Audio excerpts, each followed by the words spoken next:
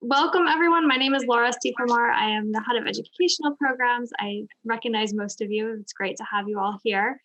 It's my great pleasure today to be hosting this interesting topic and a really, I think, timely conversation. And thank you, Mari, for being here today.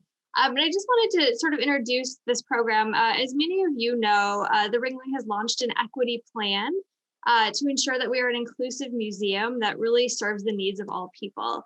And when people respond to our equity plan, they tend to focus on the external or maybe more obvious benchmarks of success. So thinking about working with more diverse artists, diversifying our collection, diversifying our board and staff and volunteers. And those are all important, parts of the plan. But I think there's this whole other element that Mari's going to be talking about today that, in addition to just collecting more diverse works of art by diverse artists, we have to, as an institution, think about how we handle and prioritize and care for those objects. And I think, these are all questions that relate in some way to the idea of museums as institutions, and the power dynamic and the history of racism in our country, and all of these really interesting threads that Mari's going to kind of tease out for us today. So I'm going to formally introduce her, one of my very favorite colleagues, Marian Carpenter, and she's going to share some stories from her career in collections management. Mari and I were talking yesterday, and all of these stories come from institutions that shall remain nameless. They're not the Ringling. But if you are interested in how some of these questions may apply to collection objects at the Ringling, Mari and Jennifer Lemmer-Posey and I have been working on a series talking about sort of difficult objects in the circus collection, the first of which is available on YouTube, and I will share that link in the chat shortly. And I also wanted to just mention that the genesis of this talk really came from an article that Mari wrote, now was it 2 summers ago, Mari, 2019, yes. For the American Association for State and Local History. And I will share the link to that article as well for you in the chat. So without further ado, I want to introduce Marian Carpenter, who is our Director of Collections and Chief Registrar at the Ringling. And again, Mari, thank you for leading us through this topic today. Thank you, everyone. And I hope that we'll have some conversation at the end. As Laura graciously said, this was actually came about from an article that I published, and she will share that later on with you. But I wanted to let you guys know that this is a timely discussion. I know that we've heard a lot of things that's plagued our country: social injustice, racial inequality. But I don't want to say that this is nothing new. And so I just wanted to say that because as Laura and I were talking a little bit yesterday, just to do a dry run, I was a rebel. And a lot of these things as I went through my career, as I journeyed through my career. So I hope to share, these are my own personal experiences. So rightly or wrongly, they're mine, and I embrace them.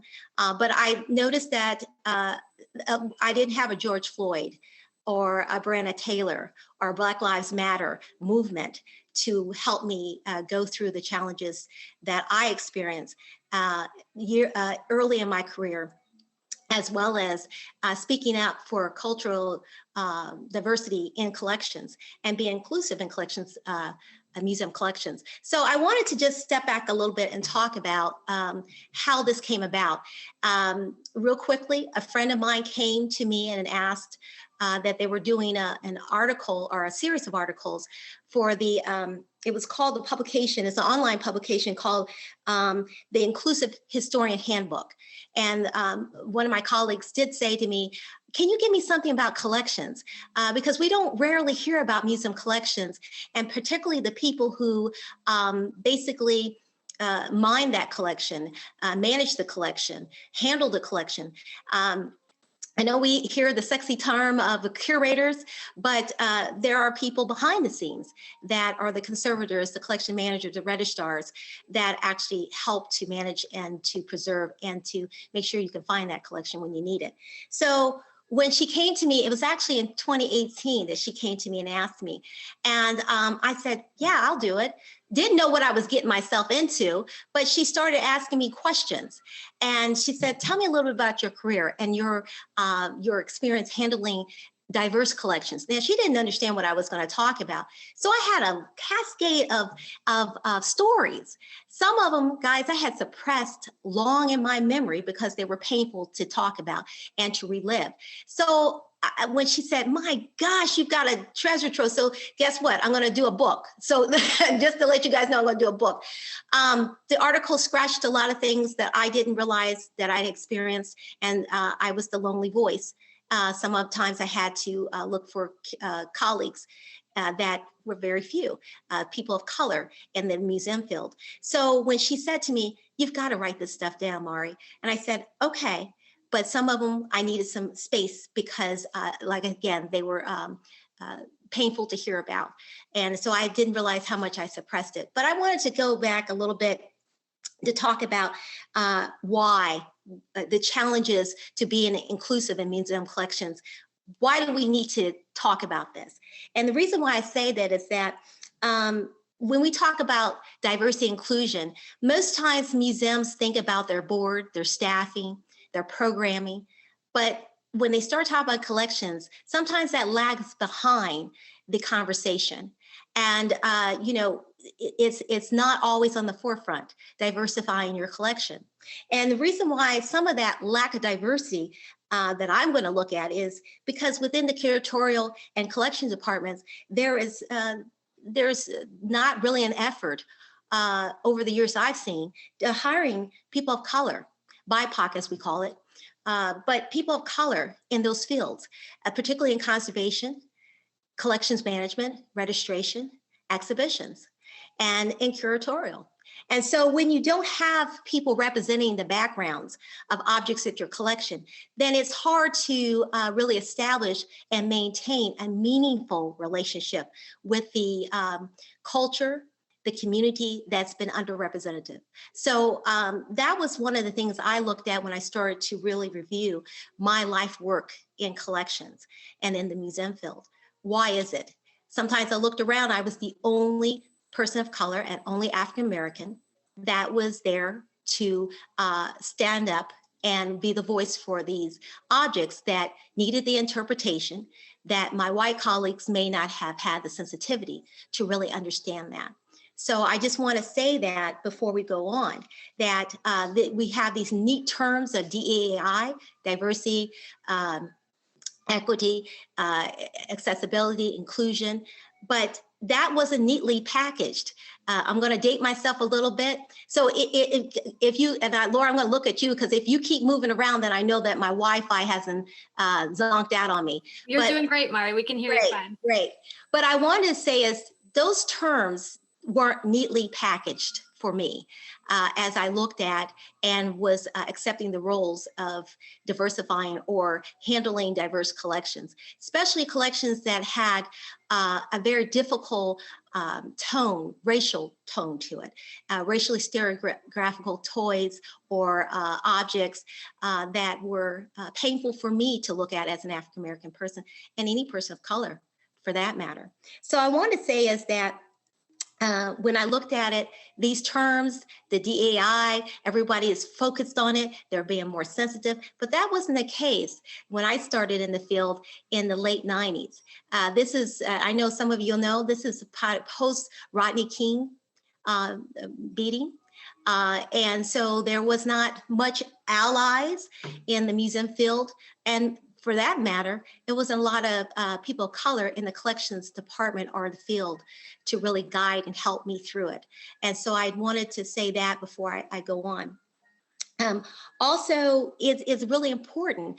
I look back on my career and how young I was and very determined to make sure I spoke out and spoke up because there was a lot of misinterpretation. There was a lot of, not culturally competent, and there was implicit bias that people were not as, it's the collections and it's behind the scenes. And so we'll deal with that later. And that's what I wanted to talk about is that sometimes you can't deal with it later. you have to deal with it now. And so I'm appreciative of the movements that are happening now, the Black Lives Matter movements and all the other movements. But sometimes our museums lag behind those movements, and particularly, like I said, in collections. There has been a big push in museums to say, we need more diversity in our collections. But I wonder how much, or what do we really mean by that? When you're bringing in objects that is from diverse groups, the people who are handling those objects, those people who are cataloging those objects, are they prepared to understand the cultural significance, the importance, the treatment of those objects? It's not just simply an object. It's a livelihood, it's a lively story from somebody's family heirlooms, and it's important to respect that. And so sometimes museums may not go deep enough to understand and respect those communities that are that they're seeking those objects from. And also, I'm going to underline trust. That is the one big thing that museums have not been able to capture and really to solidify trust in communities that have been overlooked for many years. And so when they don't see a person that looks like them coming to ask for or to care for their objects, then there is a lot of hesitation. And so you can imagine when some of the people that I worked with, and they saw when I came to their home, oh, I know you will take good care of my objects. And there was a lot of responsibility for me to make sure that I kept their word, because they were entrusting their family history to me. And I had that weight on me to say, yes, I will take care of that object. So I just wanted to let you guys know that there is a invested interest beyond me being a museum professional, but I also want to make sure that I champion the histories and the voices of people who may not be able to sit at the same table and to hear it clearly all the way through. So before we go to the next slide, I want to say I had to be, when I went to this article, this is the picture of my great-grandmother. And she was a very big component of history and moving ahead. And so this was one of her favorite pictures. I had to put my little family history in there too. But again, it represents preservation, photography, and also the stories behind it, interpretation. And so my great-grandmother in the 1920s in the Mississippi Delta, she told me a lot of great stories. None of this would have been captured in a history book for her life story. So there's another book I have to write. So next slide, please. Okay, one of the sections that I really came and my friend asked me about, how do you deal with racially sensitive collections? And she wanted me to go through, I had plenty of stories, but as you can see the article, if you get the article, I only selected certain stories. And this one story was early on in my career. It was an institution, just like Laura said, will remain nameless. All these institutions will remain nameless. We want to focus on the collection itself. But they were called, a lot of the toys I dealt with were racially sensitive toys, and they were nicknamed jigger toys. And this was very offensive to me. To be honest with you, some of these stories and thoughts I suppressed, because looking at and going in every day and looking at these toys or these objects were offensive and traumatic to me. And sometimes we forget the people who are processing objects. We have to look at these. Even though they're history and we learn and teach and all this stuff, and we put them on exhibition and displays and we have it in programs, we also have to be mindful. If there's staff that is people of color, we don't want to see, some of us don't want to see this on a daily basis. So my first institution that I worked at, that had these toys. And so I realized that I was trying to cover up, because I didn't want to see these mammy dolls or these blackface dolls or these toys, because it just ripped me to shreds. How could someone buy these toys and think it was okay to give them to their children, to say this is what another race looks like, and demeaning? So anyway, long story short, These toys were in the collection. We weren't going to deaccession them, but the institution decided to just kind of put them behind objects. And I was like, what was that all about? It's like as if they weren't there. But one of the things that I had to really fight about was, or not fight, but challenge my then supervisor, one of the chief curators. She wanted me to put these objects in a standalone exhibition, to be honest with you. And I wanted to really give some context to these objects, because you just can't put these objects out and expect people to make their own interpretation without some context. So me being the person I am, was given a lot of different varieties and alternatives. And I was like Laura, I was a museum educator. So I was given all these wild things, as well as I was the curator. So there was not much equity in that place, because I had to do 2 full-time jobs in comparison to my other colleagues that did museum education 8 hours a day and curatorial 8 hours a day. But again, that wasn't much equity, because most of the people of color in that museum, they did 2 or 3 different jobs compared to our white colleagues. But I was really pumped. I said, told my supervisor, we could do this, we can do that. But she didn't share the same enthusiasm. She went on to say, we're going to put these toys out, and I want you to put these toys out without, just put some labels on it and it'll be fine. And I just said, wow, what is going on with this? So when you have a diverse collection, when we talk about diverse collections, especially racially sensitive collections, we just can't be simply just putting things out. We have to have context. We have to get not only the visitor, the communities to know what's going on, but your staff to really educate your staff about this stuff. So here I was stunned. And so challenging as it is, or was, I said no.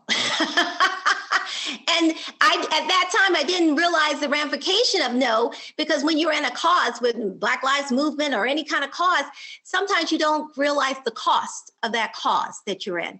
Honey, I was thinking about, I don't know, but I wasn't thinking about, I had rent, I had bills, what was I going to lose this job?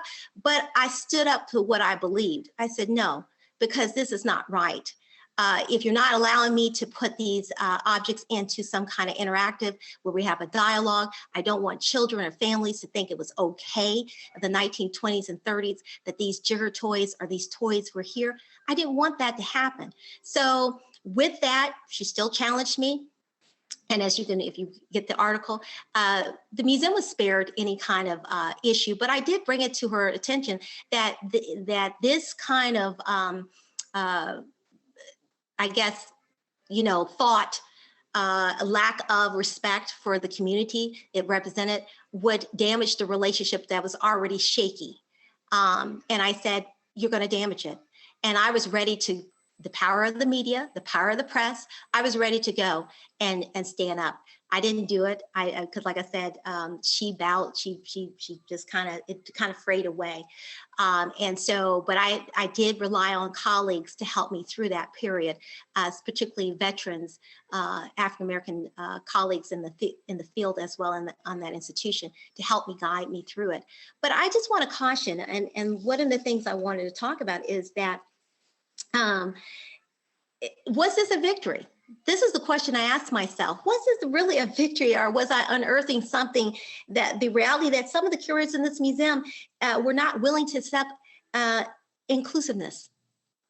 And that was the beginning of of my career, of the long journey or social justice of saying your collections, you have to be able to stand up to say, hey, if it's not right, you need to say something to your colleagues. And that's why having more diversity in the collections department, in the curatorial department, to have these dialogues before you put something on exhibition or program is needed. And that's one of the things that my supervisor at the time at that institution wasn't really interested in hearing about it. So it was almost a challenge or trying to pressure people to say, I will go and do X, Y, and Z. before you listen to me. We shouldn't have to go to that point. We should be able to have a teaching moment. And that's what I wanted to make sure. Now, I'm going to say is that the images on here is, and I'm being honest with you, I don't like to see.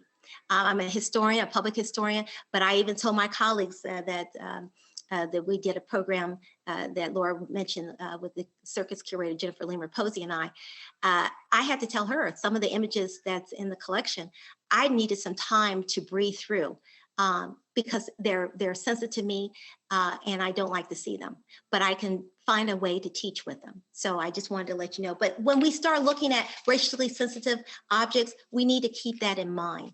Next slide, please. Okay, I want to really kind of take some time. I hope I'll not going too fast for you, and I will have some questions at the end.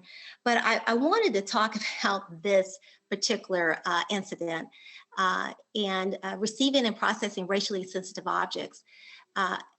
When my friend heard this story, she could not even fathom what I was going through. And like I said, and this was one of the stories I suppressed in my memory to a certain degree, because I didn't realize I was traumatized by the objects that I was looking at. I was more into my career at the time. I thought that I was desensitized, that's the best word I could say, desensitized to the things I was looking at. As a collections manager, you are looking at all kinds of objects, you're numbering them, you're sleeving them, you're boxing them, you're handling them. So you don't have a whole lot of time to just, sit and look at things because you got a lot of objects you're working with.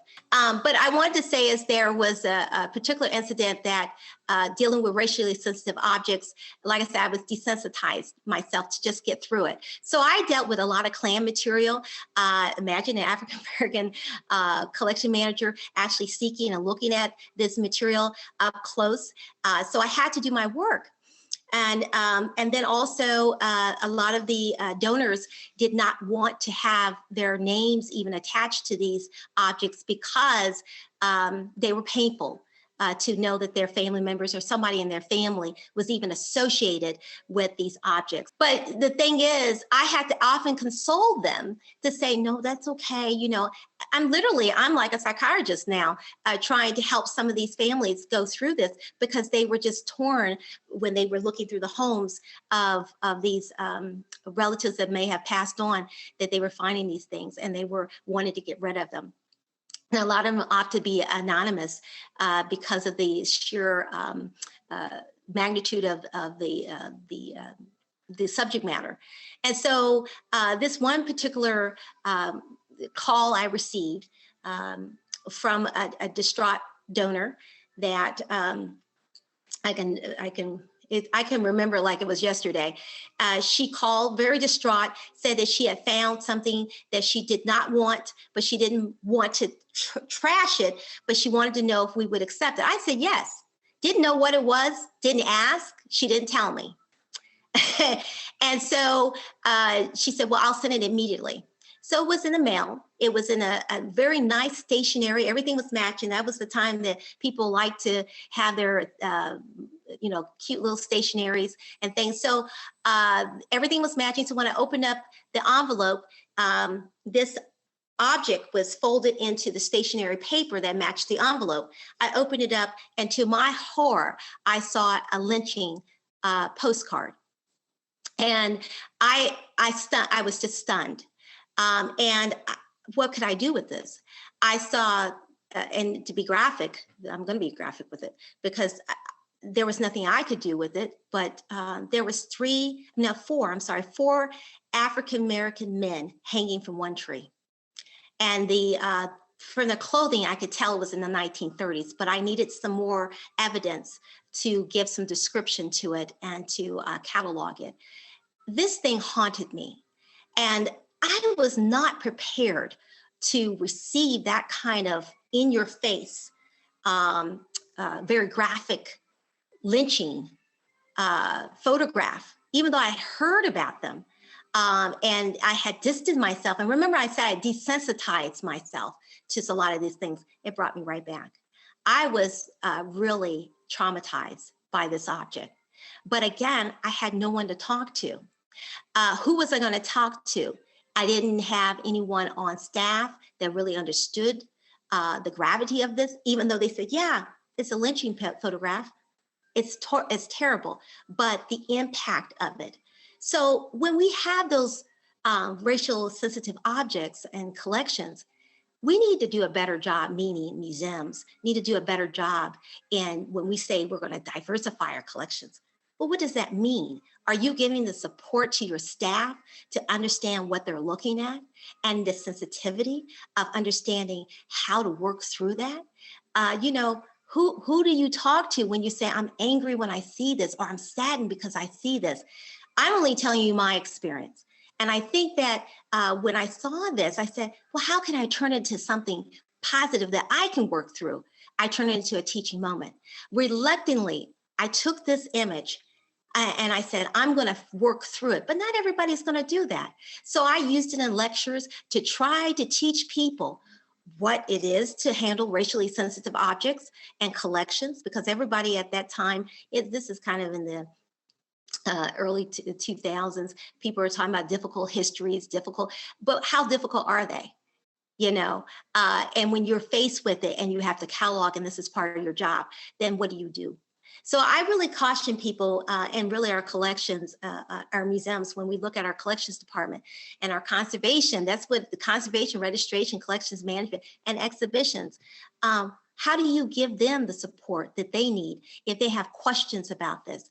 And then also rely on the community, because the objects that is sensitive, how would they deal with these objects? So I just want to say is that dealing with racial and processing, receiving and processing racially sensitive objects is not easy. It's not just simply sleeving them and boxing them and putting them in folders and putting a number on it and taking an image of it and saying, okay, next, please. It's amazing. So I just want to say is that we really do need to offer more support, training for collection staff and museum staff that is going to be handling these objects, because it really is going to be important to understand that. The next slide. This was interesting too. I've got more stories on this one too, but my friend told me, just pick one, pick one. That's why I said, I gotta have the book of it.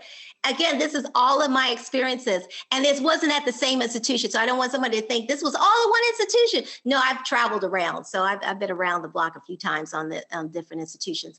So it wasn't at the same institution, but I was surprised.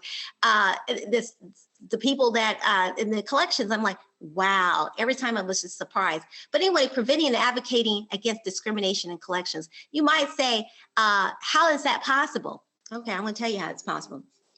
I was at another institution and working closely with the curator, and we had this, I thought, great bond until we had a collection. I said, I want to get this shelved up, and it was a Latino art collection, very prominent Latino art collection. And these people gave this collection for the care and shelving and to be respected.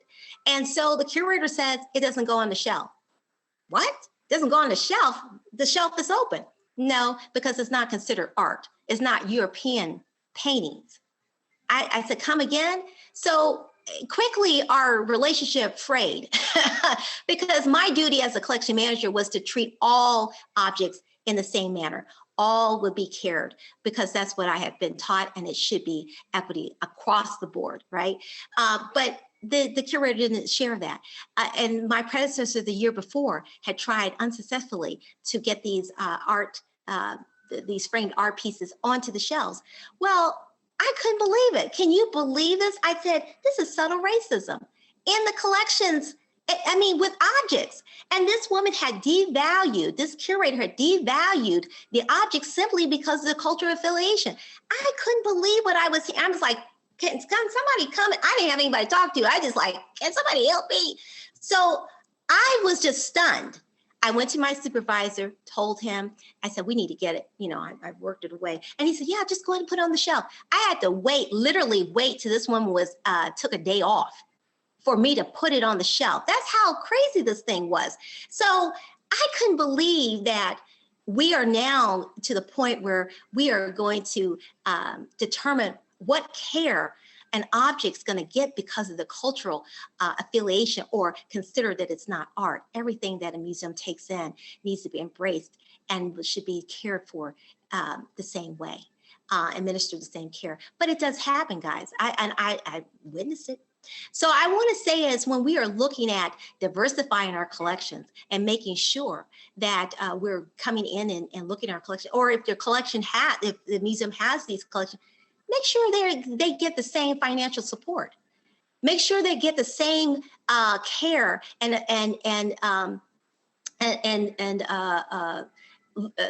attention as, quote unquote, anything else. Because as a collection manager, I didn't see one object over the other.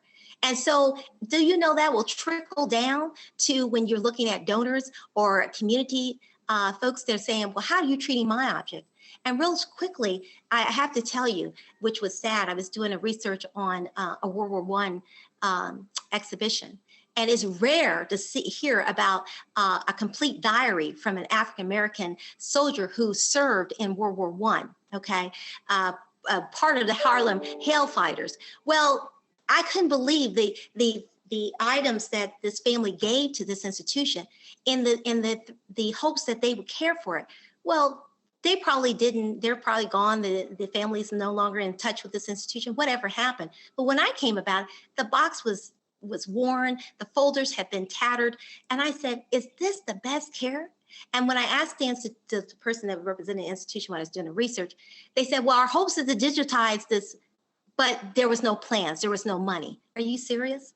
So when you start talking about accepting and inviting people into their stories, their objects, their family heirlooms, then it's the duty of the museums to make sure that we have the funds, we have the space, we have the people to care for those objects. And so I want to say, and I think we're getting ready to end with my next slide.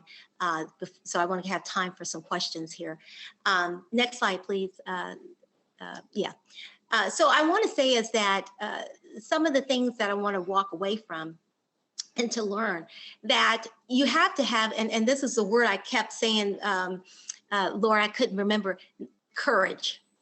You have to have the courage to stand up and say something. As a museum professional or a lover or a supporter of a museum, if you see something that you want to make sure that the collection is being cared for, diverse, you have to have the courage to say something. If it's not right, it's not right. And I have to say, as the cause, there is a cost to the cause. And but you have to be able to say, I am representing the people that may not be at this table. They entrusted me with their objects. Just the sheer knowledge of there is a person that looks like me that's in that collections department. I hope that they will carry on to help my family legacy stay intact. So I just want to say is that when we look at collections, especially racially sensitive objects and collections, we need to be mindful of how we handle these stories. But also I want to say is helping to prepare the staff for these uncomfortable moments. Training, not just training about how to handle the objects, store the objects, but I'm talking about training on social history, respect, community, and that takes time. Sometimes it's not in a book. Sometimes you just have to have empathy and care. And that's in taking the time and building those relationships. And that everyone can do their part on that. But also inviting those communities. Don't just have them sitting on the sideline and say, well, you can't go past this because it's secured. But inviting them in because they gave their objects. They want to know how are you caring for them? So that's the training part. And the other thing is making sure that we don't just have funding or care just because this is not a European painting collection or this is not European.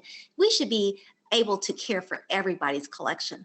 And so my thing is funding is for everyone and we should be equal. And equity, when we talk about equity, it shouldn't just be in our staffing. it should also be in our collection. So I know I kind of digressed. Did I go over a little bit? No, we're fine on time, Mari. If you have any other last thoughts, or we can Okay. open it up to questions. I'm going to open it up to questions because I've talked enough. I can keep talking. I love to hear what anybody has any questions. We can spur it off. So And I'll go ahead and unshare the screen so we can see everybody. don't be shy.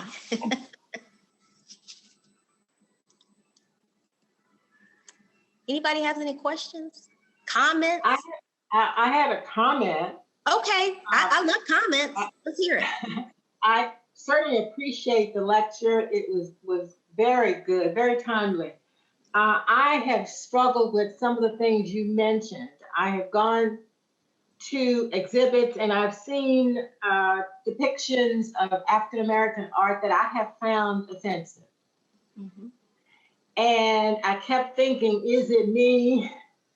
And in the back of my mind, I was pretty sure it wasn't just my issue, that it was a significant issue and it needed to be addressed. And I think a lot has to do with context, as you mentioned, but also expectations.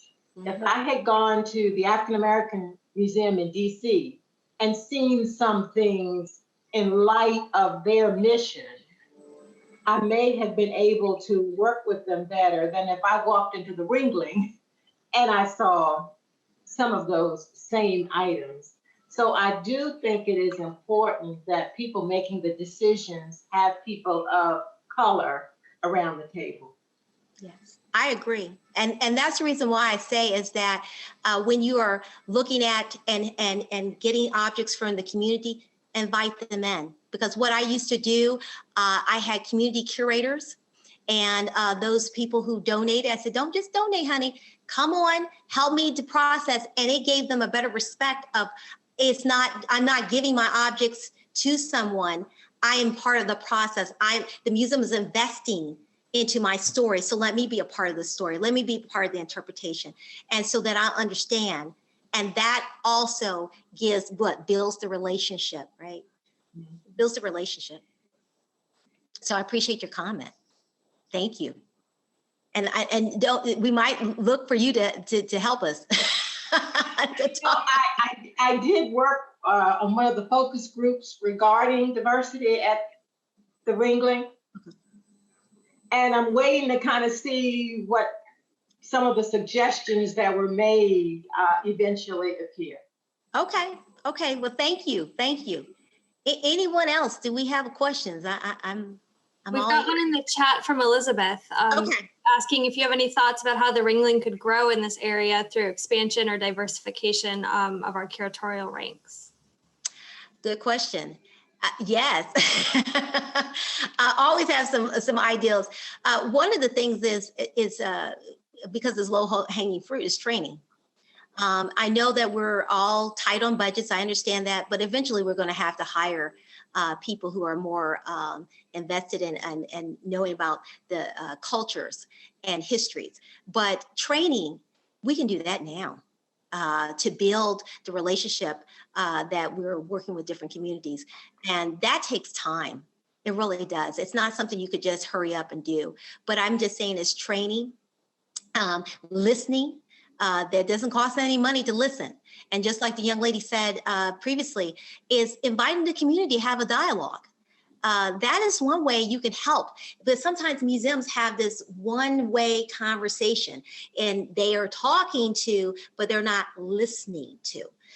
And we can learn from each other. So as a public historian, I am a public historian, that's one of my biggest modes of where I champion is that back and forth communication and inviting the community in to sit down and to ask them as well so that we could have a true relationship, not just talk to. So but eventually, yes, Elizabeth, this is the hiring and getting some people in here and equitably paying them for what they know, right?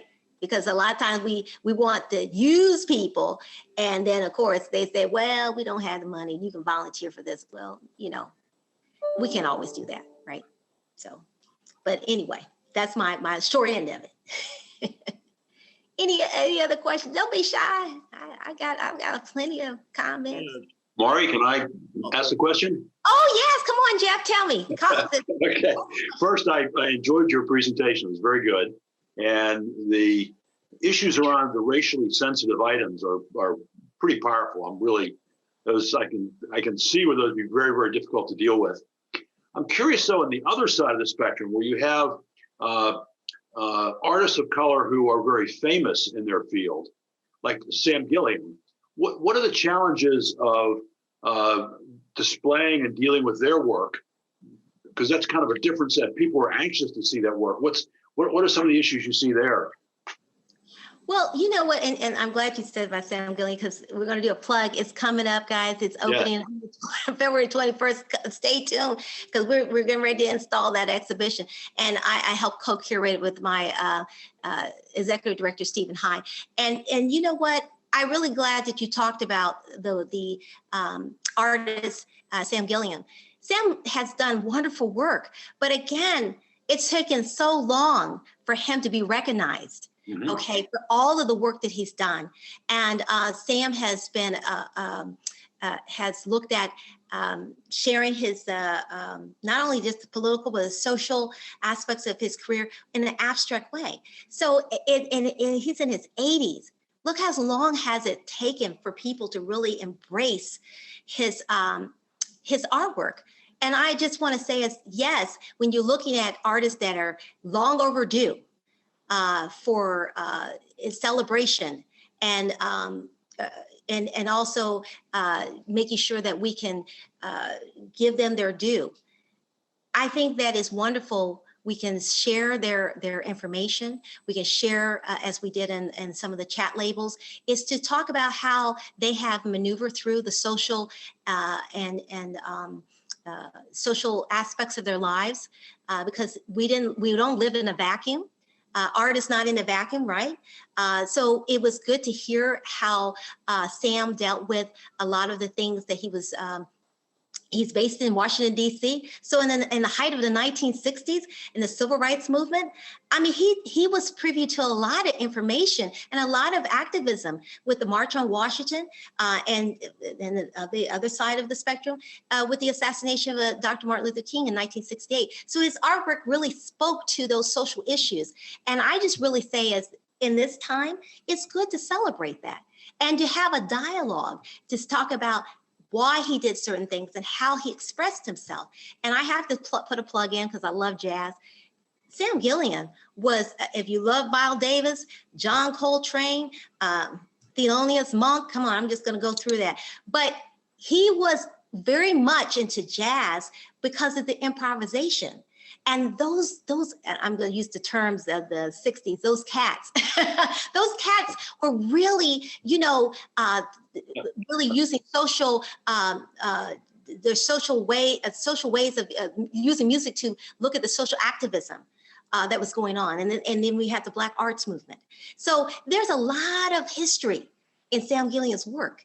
And then he also, not only does he not forget his roots, he's always, and this is what Stephen was talking about, he always, you can see a little parts of his beginnings in the career of his work. And so it trickles down that sometimes we look at our past, but we also we were maturing and creating as we go on. And he's always reinventing himself. So I would say, as Jeff, this is a time to really celebrate those artists that have not had their chance, and we can focus on them now. So Sam Gilliam, if you haven't, it's coming.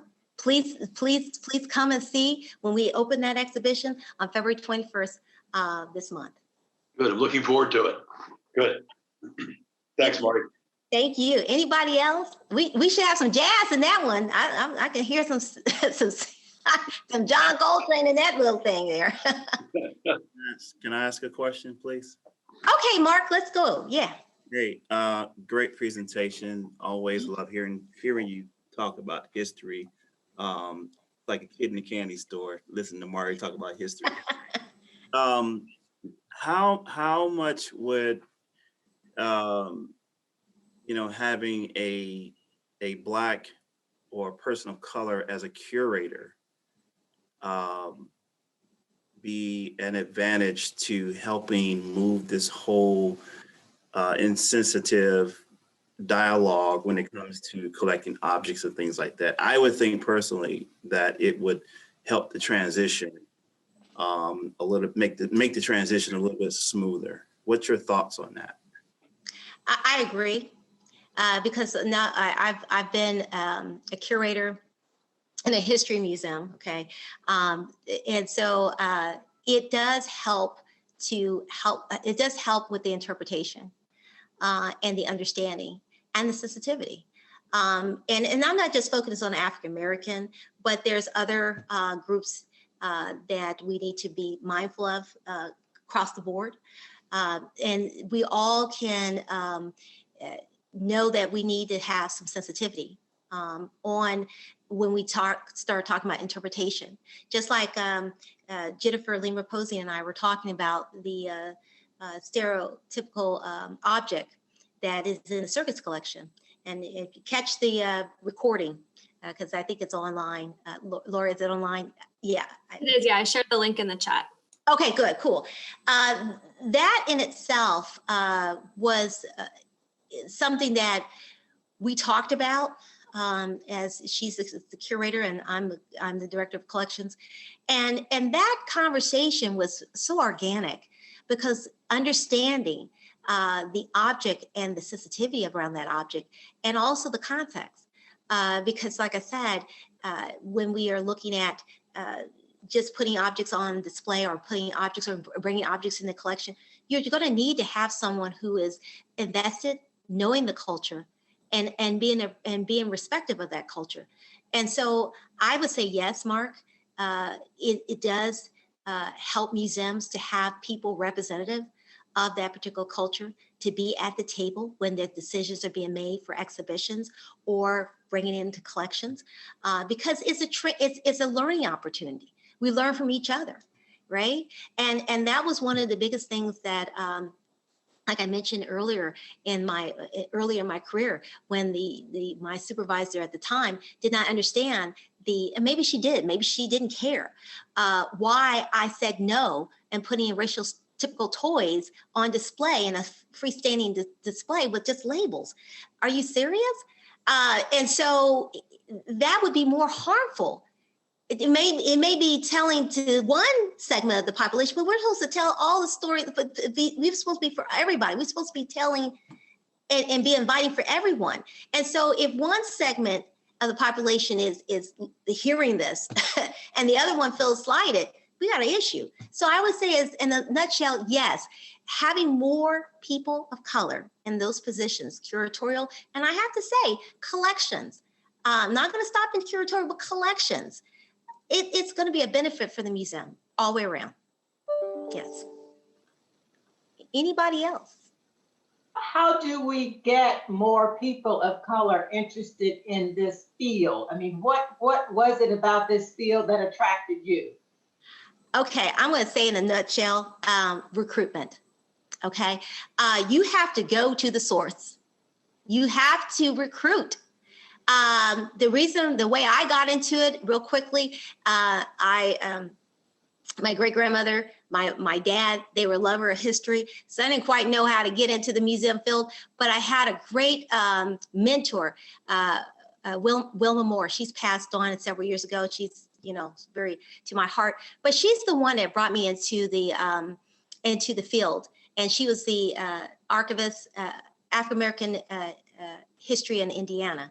And that's where I'm originally from. And she's the one that opened up that avenue for me because I never seen any archivists that looked like me, that was teaching me about my own history that's not in these books. So the Matthew J. Walker, there's a whole building and, Matthew J. Walker collections in Indianapolis. And I worked on that. And then all of the other collections. So she taught me. So I was an archivist, early on in my training. So she's the one that taught me. And said, and I modeled a lot of who I am because of her, because she was my mentor. I was like a junkie. I'm just like her fan. I went behind her and just soaked up everything that she was, how she interacted with people and how she talked to donors and how she collected things. She was my biggest hero, Shiro. But I also go to the schools. You have to recruit, and therefore you have to have some representation. And these HBCUs, the historic Black colleges and universities, to say there is a career out here, right? I target history students, art students, anybody's students, to say, think about, there is a career, and it's not just curatorial. There is a lot of need in the behind the scene conservation. If you like science, you like that, then you should be able to come exhibitions, registration, collections management. That's how I did it, was recruiting. I'm still recruiting. So if you know someone, please let me know.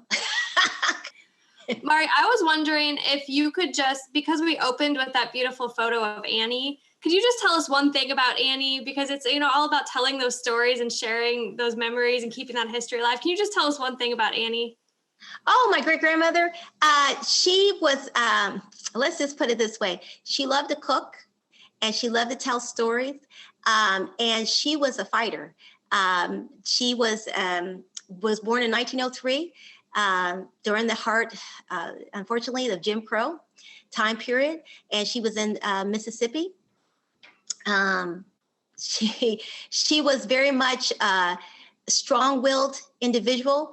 And she kept a lot of the family history and like oral histories. She talked about, and I did a talk in September where I had recorded her voice, and she talked about knowing her grandparents in slavery. So she was my history book, and she didn't shy away in telling me stories. And so, but she didn't get as high. She only had a 6th grade education, and so she was really into education.